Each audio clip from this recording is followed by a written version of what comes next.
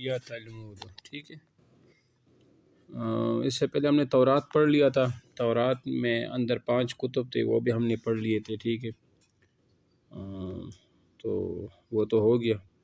اب تورات کے اندر جو 5 تھے وہ ہم نے پڑھ لیا تھا نا، کہ وہ 5 کون کون سے تھے، وہ آپ لوگوں نے تقریباً سارا جو ہے نا، جس میں پہلا نمبر کتاب پیدائش ہو، خروج ہو، اخبار، اعداد، کتاب استثناء، اور ان کے اندر کیا کیا تھا وہ بھی آپ لوگوں کو بتا دیا تھا میں نے۔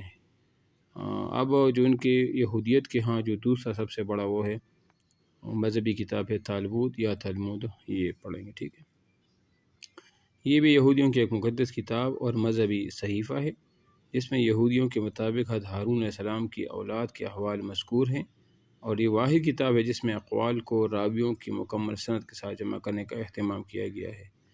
تالمود یا تلمود کی حیثیت ایسی ہے جس طرح ہماری یہاں مثال کے طور پر بخاری شریف ہے، مسلم شریف ہے، یا کسی فقہ کی جو معتبر کتاب ہوتی ہے نا، وہ جہاں پر تمام سندوں کی اور راویوں کی تسلسل کے ساتھ ایک روایت کو جب روایت کیا جاتا ہو نا، تو یہاں تالمود میں بھی وہ قصے، وہ واقعات اور کچھ مذہبی بھی رسومات وہ بھی اسی میں ذکر ہیں، جس کا نام کیا ہے، وہ تالمود ہے، ٹھیک ہے۔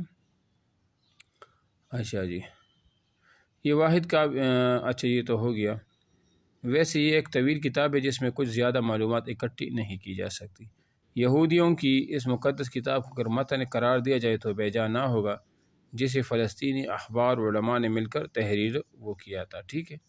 یعنی سمجھو یہ مقدس کتاب جو ہے نا، یہ متن ہے، شرح تو نہیں ہے نا۔ اس کے پھر 2 حصے، 2 شروحات بھی لکھی گئی، اور وہ ایک مشنا ہے اور ایک جمرہ ہے، ٹھیک ہے۔ اس میں ان کی تفصیلات وغیرہ وہ ذکر کی گئی ہے، اور یہودیوں نے اس متن کا نام مشنا رکھا تھا جو بعد میں تالمود کے نام سے مشہور ہوا، ٹھیک ہے نا۔ اس متن کی 2 طرح شرحوں کا حوالہ ملتا ہے، نام تو دونوں کا جمارہ ہے، لیکن ان میں سے ایک شرح فلسطین میں لکھی گئی ہے اور دوسرا وہ بابل میں، ٹھیک ہے۔ لیکن ویسے انہوں نے یہاں تو لکھا ہے کہ تالمود کی متن کا نام مشنا ہے، لیکن دوسری جگہ جو ہے وہ ہے یہ ہے کہ تالمود 2 حصوں پر مشتمل ہے تشریحات کے لحاظ سے، ایک مشنا ہے اور دوسرا کیا ہے، جمرہ یا جمارہ انہوں نے لکھا ہے، یہ ہے، ٹھیک ہے۔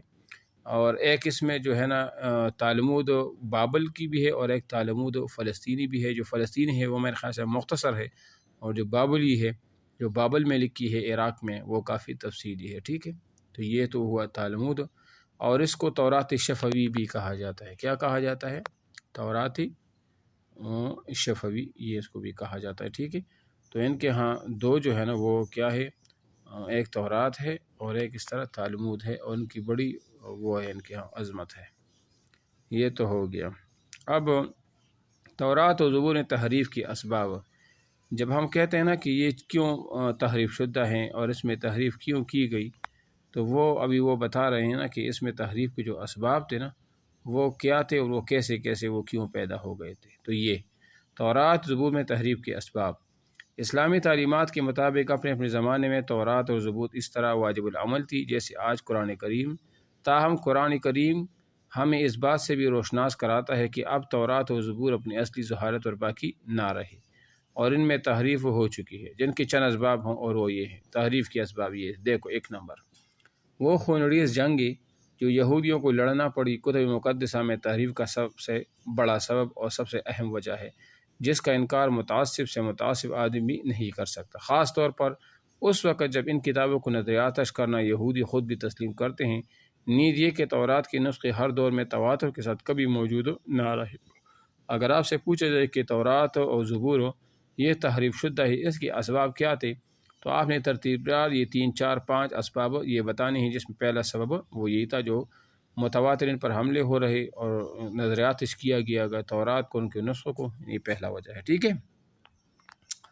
نمبر 2، کتب مقدسہ کی زبانی تبدیل ہونا بھی اسباب تحریف میں سے ہے، بالخصوص جب بعد میں روایت بالمعنی ہی کو کافی سمجھا جانے لگا۔ دیکھو، ان کی عبرانی زبان ہے، کبھی آرامی زبان ہے، کبھی جو ہے نا اسی طرح یونانی زبان ہے، تو زبانی تبدیل ہونے کی وجہ سے بھی اس میں چونکہ تحریف کا ہو جاتا ہے۔ اور دوسری بات یہ ہے کہ ہم دیکھتے ہیں نا کہ روایت بالمعنی. تو روایت بالمعنی کیا ہوتا ہے؟ روایت بالمعنی وہ ہوتا ہے جو اس متن کا اصلی حصہ تو نہیں ہوتا لیکن راوی اس کو اپنے الفاظ میں اس کی تشریح کر کے بیان کرتا ہے، اس کو روایت بالمعنی کہا جاتا ہے. تو روایت بالمعنی میں وہ لفظ کی اصلیت تو باقی نہیں رہ جاتی نا. ٹھیک ہے. نمبر تین ان کتب مقدسہ کا مدون اور مرتب اول مجہول اور نامعلوم ہونا بھی اسباب تحریف میں شمار کیا گیا ہے، کیونکہ جب یہی معلوم نہیں کہ اس کتاب کا مرتب کون ہے تو پھر اس میں موجودہ مضامین کے مطابق کوئی یقینی بات کہنا کیسے صحیح ہوگا، اور یہ بات بھی یہودیوں کو تسلیم ہے. دیکھو یعنی ٹھیک ہے عزیر علیہ السلام نے تو اس کو مدون کیا تھا، دانیال علیہ السلام، لیکن اس کے بعد بھی یہودیوں پر تابڑ توڑ حملے ہوتے رہے اور ان کی کتابوں کو نظریاتش کیا گیا. اس کے بعد کسی کو یہ پتہ نہیں کہ اس کو مدون کرنے والا وہ کون سی شخصیت ہے. تو یہ بھی ہے. ٹھیک ہے. اچھا جی. نمبر 4 دیکھ کتب مقدس میں تحریف کا ایک واضح ثبوت وہ حالات اور واقعات ہیں جو اگرچہ ان میں موجود ہیں لیکن کا ظہور نزول تورات و زبور کے کئی سو سال بعد ہوا. ان کی مثال دیتے ہیں پروفیسر لیاقت علی عظیم.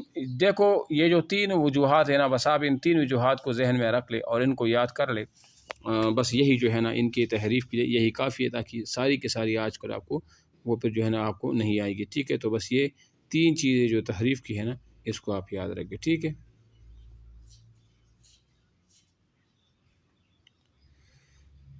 3 اور 4 3 کا تو یہ تھا نا کہ اس کا ترتیب دینے والا، اس تورات کو دوبارہ مرتب کرنے والا کون ہے اس کا پتہ نہیں رکھتا کہ مدون ان کی کون ہے، ترتیب دینے والا کون تھا. جب ترتیب دینے والا کا پتہ نہ ہو تو پھر آپ اس کتاب پر کیسے یقین کر سکتے ہیں کہ اس میں سارا کچھ ٹھیک ہوگا. ٹھیک ہے.